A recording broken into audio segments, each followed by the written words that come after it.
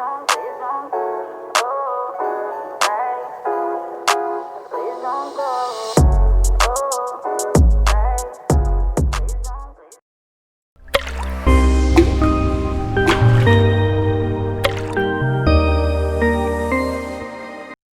morning, good evening. Welcome in back to another Wednesday here with the Everyday Growth Advisors. Hope you're having a good day so far.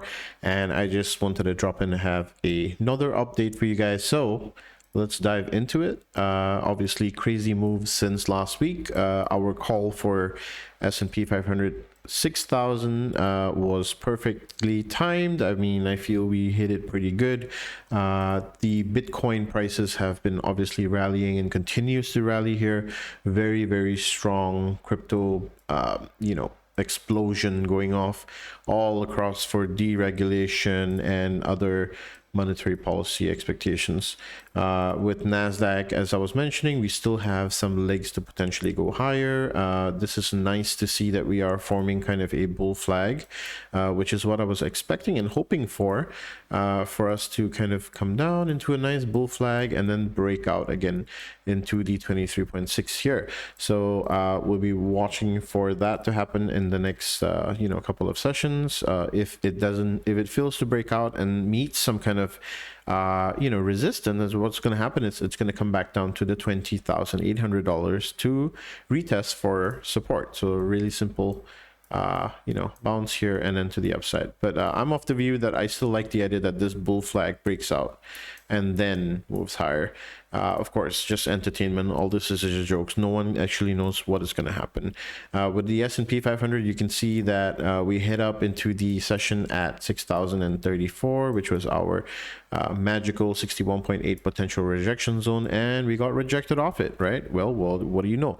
Now, as we come down back into here, there's two scenarios. The first scenario being, once again, another bull flag scenario, and that means that we see prices exhaust for a little bit and then after that take off again. That scenario is going to be met with a lot of ups and downs, and so in the granular near term, I feel it is almost stupid and impossible to try and guess whether the S&P 500 is going up or down. All you got to do here is put it in a box, right? Put this thing in a box, and whichever part it breaks out from and starts to retest, that's where you're going to go with. If it breaks out and retest here, then you will take the upside. If it breaks down and retest here and rejects, then you will take the downside. Very simple to play these kinds of scenarios. Okay, so what is the right move to make here? Well, it's nothing. Sit in your hands, don't do anything. Sometimes the market gives you opportunity, sometimes the market doesn't. When you don't have an opportunity to trade, don't fire money at the markets. These are stupid risk to reward ratios to play with, right? If you take a long here where you are, your risk to reward ratio to the downside is equal. You're taking a 1:1 risk to reward ratio trade. So why would you do that to yourself? Stop pulling your hair out and just hang on till some of this market solidifies. Now, don't forget the next week we have Nvda earnings as well, which I'll talk about in a second. So next up is your IWM breaking out here, about to go into price discovery. And what can I say? We've been positioned for this trade for a really long time. I don't think there's much to do with this here, except for just watch the profits come in. With the 10-year yield, once again, as I was mentioning, this is the last point for you to add bonds to your portfolio if you want them at this yield. If you want a higher yield, then wait a bit longer, because I think that will have to happen sometime next year. But in the temporary, I believe that this pressure here is going to unwind. So either it goes up or either it goes down.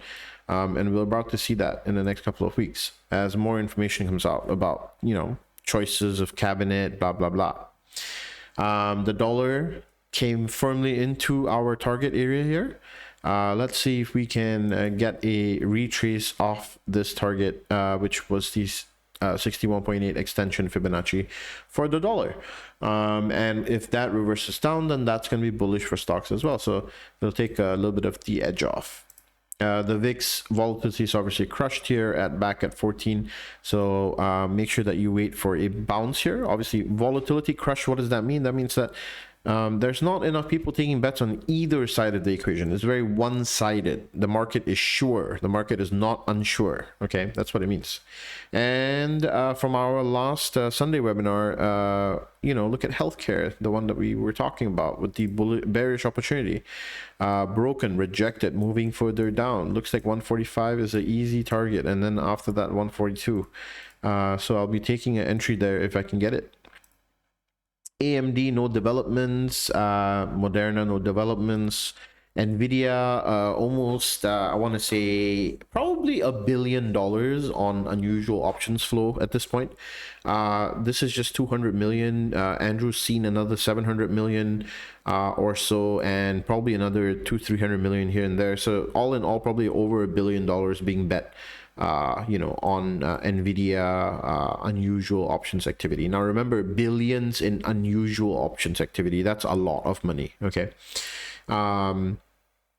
End phase, not really much to discuss here. It's melted down as we talked about. And Tesla. Tesla. Okay, so Tesla is currently rejected the 38.2 and the 23.6 area. So this is kind of, as Andrew would call it, the golden pocket area. It's gone into the golden pocket area and rejected the golden pocket area and coming back down. So where is the likely support for Tesla here? It's likely to be at around $314 to $320, somewhere around there. And that would be the level at which I would be comfortable to only watch. I wouldn't take any long exposure. I wouldn't do anything to do with the upside here just as yet. Okay. For downside scenario, I also don't want to take a aggressive downside scenario because I want to see where this thing bounces after it falls. That's more important, and then we can start to deduce more information. Coinbase, massive rally, crazy stuff. And just a quick update on two positions, Disney and Amazon. So Disney has earnings tomorrow, and Amazon has just continued to break out and hold here. So let's do Disney first. We have a $100 call, which is now in the money for March and tomorrow's earnings. So what are you going to do? Well, you have two options. One, hold through the earnings, or two, sell the contract and then buy the contract back after earnings. You can do one of both. It's entirely up to you. Personally, earnings are a 50-50 coin flip. So I will be selling my Disney calls today, and I don't like to hold them through earnings because it could go either way, honestly. And for Amazon, the two $200 calls that we have, those are also in the money now.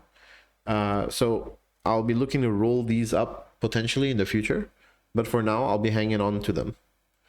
And that's all I have to update you guys for today. I hope you have a great day, and I'll put out more videos if you guys want me to.